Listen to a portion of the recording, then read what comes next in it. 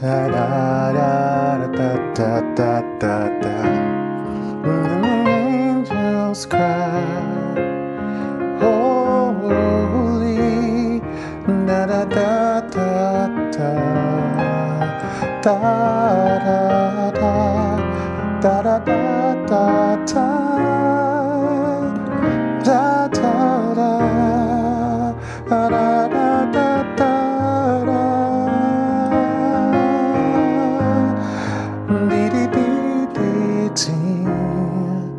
right? Welcome back, folks. Today we're going to be talking about a cool gospel chord that you can use to begin to start to change your sound to becoming more rich and gospely. Even if you're at the beginner, I'm going to give you a really simple formula to use. Instead of using a regular dominant 7th chord, we're going to swap that out and show you how to use an altered dominant chord across multiple songs, right? And I'm going to give you the formula as to when's the best time or the best conditions to use this particular chord, the altered dominant chord. But before we dive into it, today's video is brought to you by Gospel Piano Charts. That's a new app that I just released, all about helping you how to learn gospel songs, gospel chords, and gospel voicings. This is an interactive app designed for all your mobile devices, Apple, Androids, iPhones, tablets. You can check it out at gospelpianocharts.com. It's one of the best ways to learn gospel songs right now. The app has hundreds of charts, varying skill levels, and we're updating it with new charts every week. Not just hymns, not just contemporary Christians, but even some of the old stuff that you can't even find tutorials for online. So check it out. You can get that 7-day trial with the app for just $1 to see if it's something that you're interested in. All right, now let's dive into it. So the altered dominant chord I'm going to show you today is that one.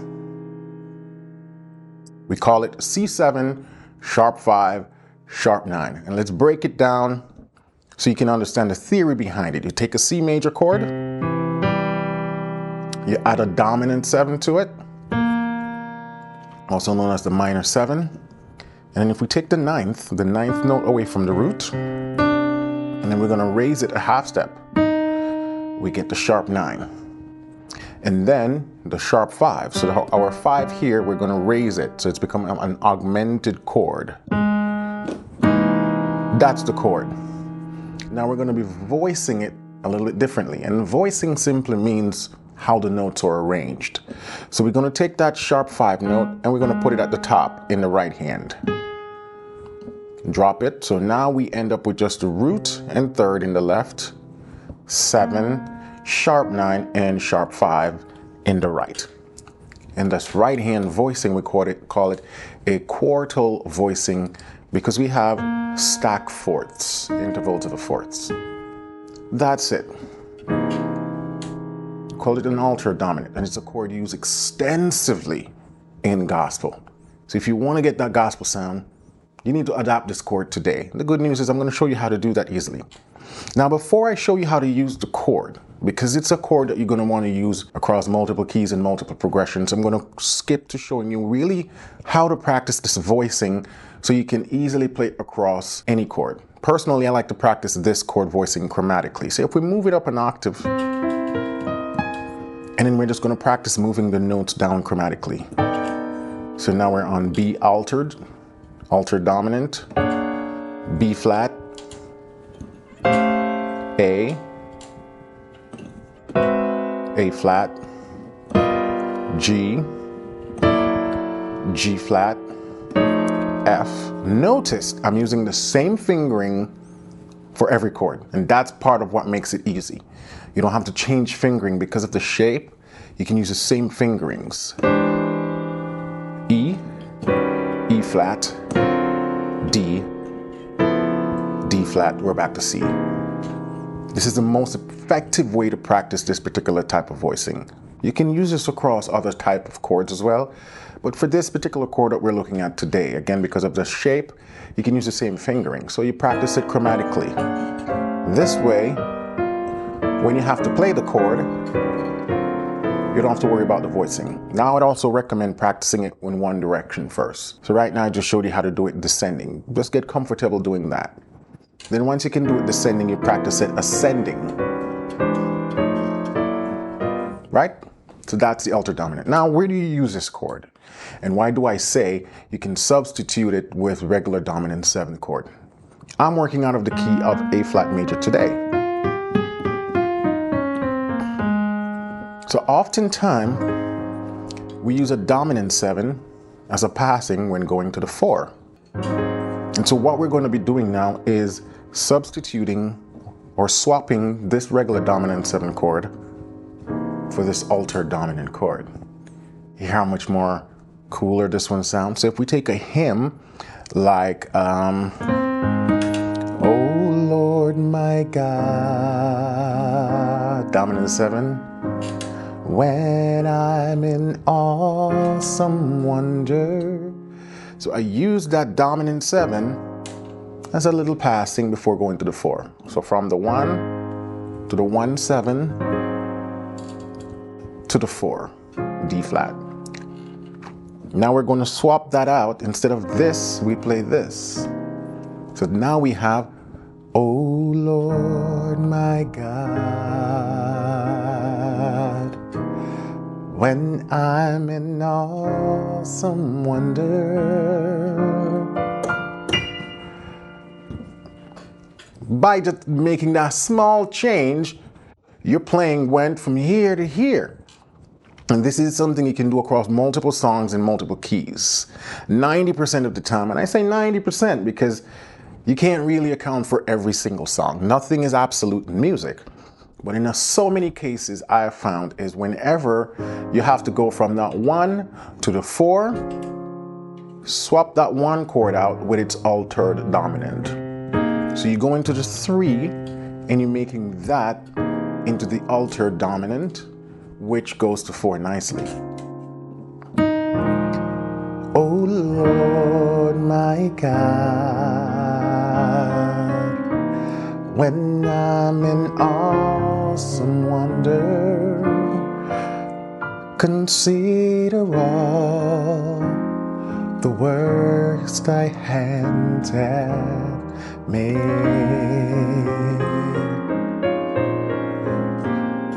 I see the stars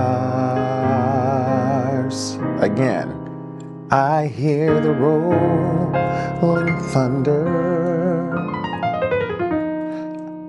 Right? So that's the first example where you can use that altered dominant. Let's take a look at another song, because I just demonstrated that on a hymn. But what if you're doing something more CCM, right? Like Holy Forever.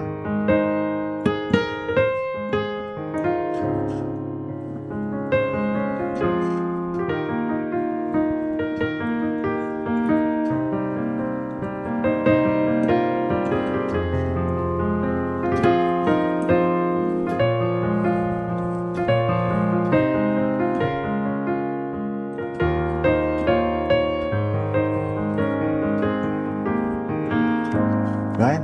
And the angels cry, holy, and the see that right there? See that right there? Because we're coming from the 1. And the angels cry to the 4. So you can slip that in. And the angels cry, holy, and even when we go with even in that verse, 1,000 generations bow down before him, sing the song of angels to the Lamb. And da da da da da da da da da da da da.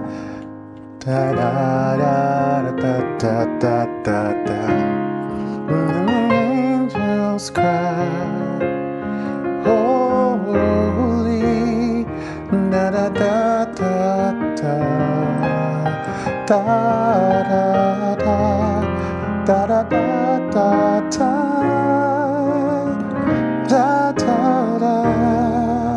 da da da da da. The right? So you can use that going to the 4. Let's try another example. Go back to another hymn, Blessed Assurance. Blessed assurance,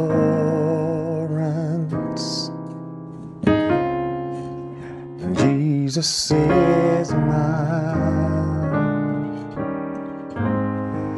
and oh, what a foretaste,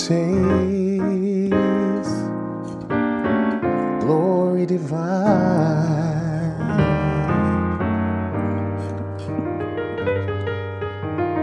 Da, da. Right there. Let's take a look at another one. Another hymn. These works great on hymns because there's so many more movement of 1 to 4 in hymns. Like 'tis so sweet to trust in Jesus, just to take him at his word. Again, just to rest upon his promise, just to know the Savior loves. Jesus, Jesus, how I trust him, how I prove him more and more. Again, Jesus, Jesus, precious Jesus, and oh, for praise to trust him more. So what you just discovered or saw me do here, even though predominantly I was showing you how to use this altered dominant going to 4, you realize we can use it to going to 6 as well. Like in this example, Jesus, Jesus, how I trust him, how I prove him more and more. Right here. Jesus, Jesus, precious Jesus, oh, for grace to trust him more. So that's the altered dominant. You use it in substitution of a regular 7. Whenever you have to play that 1/7, play the altered dominant built on the 3, and it works as a nice substitution. That's it. Like I said, even beginners, go ahead, start practicing this right away so it stays in your long-term memory. And then remember the exercise of practicing this chord chromatically so it stays in your fingers. So whatever key you're in, you can do it. 'Tis so sweet to trust in Jesus, or Holy Forever. The original key is F.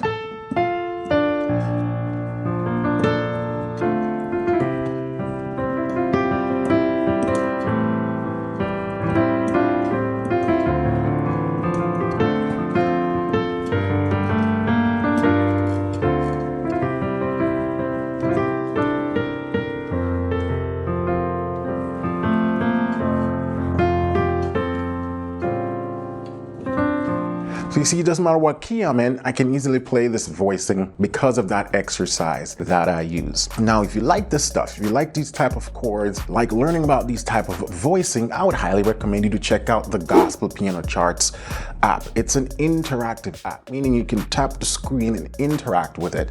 And I have hundreds of songs with all different types of voicing in actual context of songs. So you get to see how I use it. You tap the screen, you tap the chord, you want to see how I voiced it, and the keyboard present the voicing, show you all these things across multiple keys. You can also transpose the charts in real time in whatever key you want to see these chords voicing is. It's a powerful tool. We just rolled this out last week, and it's an app that we're going to be building, hopefully to have thousands of all your gospel songs, but not with just random chords. These are handcrafted transcription of my own playing, right? So if you think of like platform like Chordify, This is Chordify times 10, because with Chordify you can't interact with it the way you can with our tool. So check out gospelpianocharts.com. Sign up for your 7-day trial and let me know what you think. Also, comment down below, let me know what other type of chords you'd like to see me cover, how I use these chords in practical settings. All right, until then, have a blessed week and we'll talk soon.